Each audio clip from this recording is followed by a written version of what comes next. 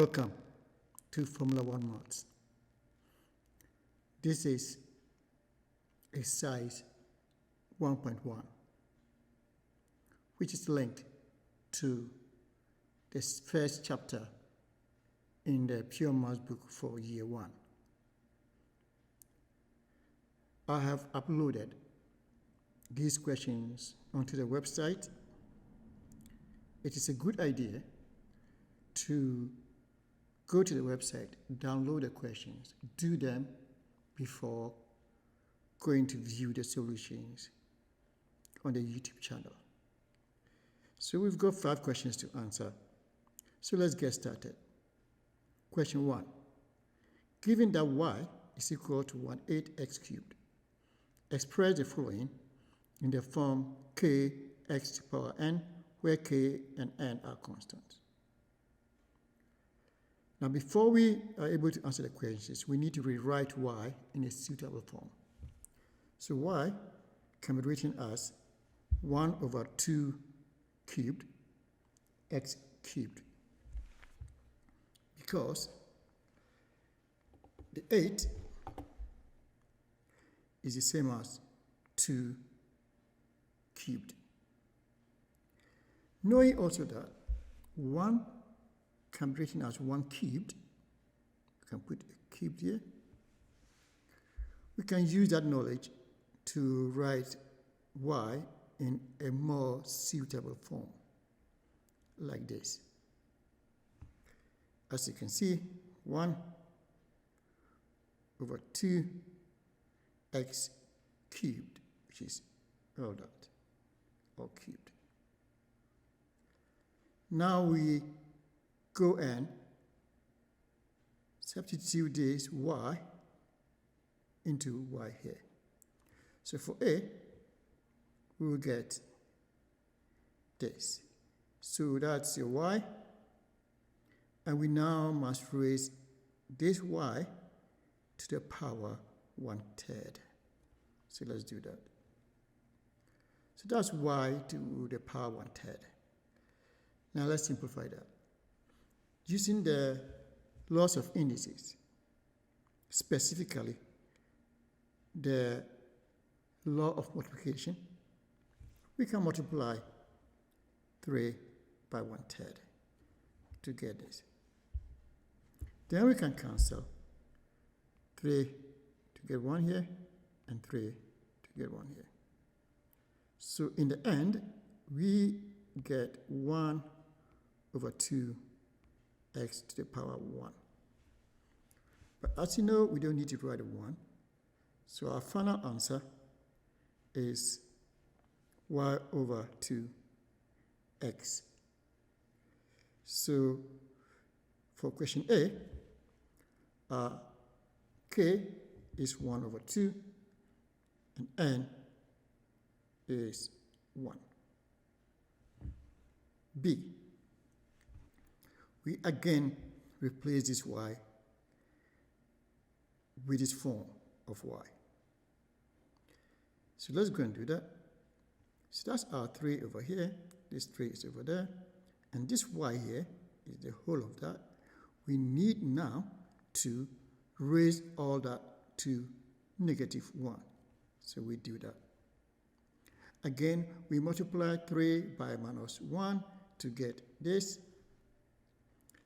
And 1/2x can be written as x/2, same thing.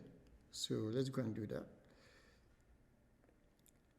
Now, x/2 to the power -3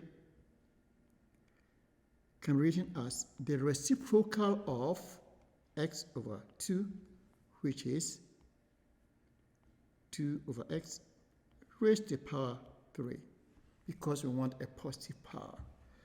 So all we did was to change that to its reciprocal and negate the power over here. It's the same thing, so we get that. So we can now go and write this in a different form to get this.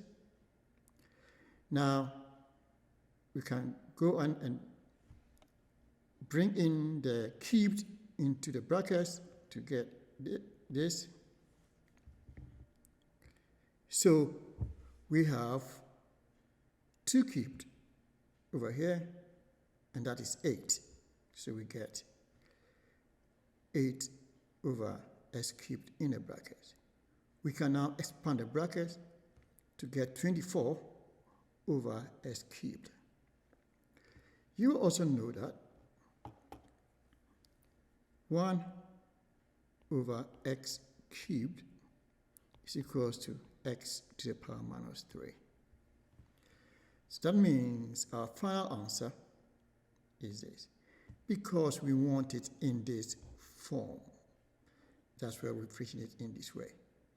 So it means that for this answer, for B, our k is 24 and our n is minus 3. Question 2. We need to rationalize the denominator to obtain the form required. Before we do that, we need to simplify the denominator. So this can be written as this, because 27 is the same as 9 times 3, and 18 is the same as 9 times 2. So square root of 9 is same as 3, square root of 9 is 3, so we get this. We now go to factorize the denominator to get that. We can now cancel 3 to get 1 here and 3 to get 1. So we finally end up with this. It is now time to rationalize the denominator by multiplying the numerator and the denominator by the conjugate of the denominator. So if we do that, we get this. Now, if you look at this critically, you will realize that this is the difference of 2 squares. For those of you who have forgotten what the difference of 2 squared is, let me remind you. I've got a squared minus b squared. That is the difference of 2 squares. That's a square, that's a square. This is the same as a plus b, a minus b. So looking at this critically, you can see that this here is the same as that. So root 3 minus 2 times root 3 plus 2, same as that. So it means that the denominator can be written as root 3 squared minus root 2 squared. So we get this. But root 3 squared is 3, and root 2 squared is 2.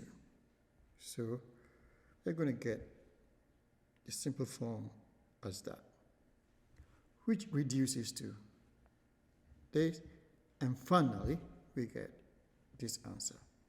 So here our A is 3 and our B is 2. Question 3. Expand and simplify.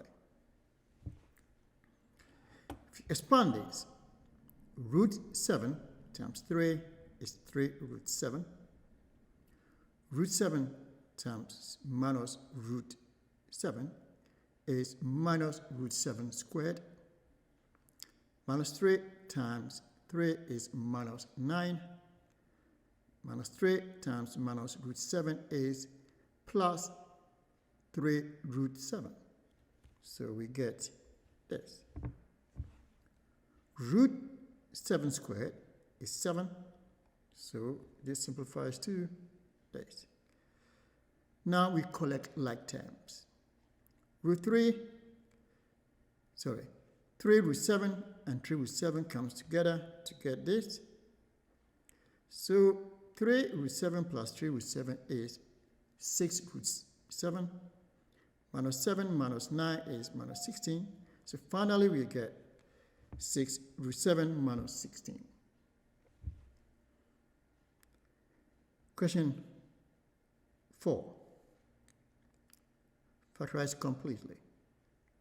So if we take the x out, we get this.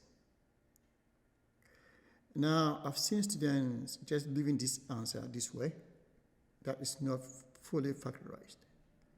So this word completely is very important. You lose marks if you leave your answer this way. Because you need to realize that what is in the brackets is the difference of two squares. So this can be written as that 1 minus 7x all squared. 1 is a square, 7x squared is a square. So that's the difference of two squares. We can write 1 squared and it will be the same. Let me remind you of difference of two squares again. If you have a squared minus b squared, that's the difference of two squares, the difference of two squares. That gives us a plus b times a minus b. So this is the difference of two squares. So this one can be simplified to this, and this is the final simplification of x minus 49x cubed. Question 5. Express 8 raised to the power 3x plus 1 in the form 2 to the power y, stating y in terms of x.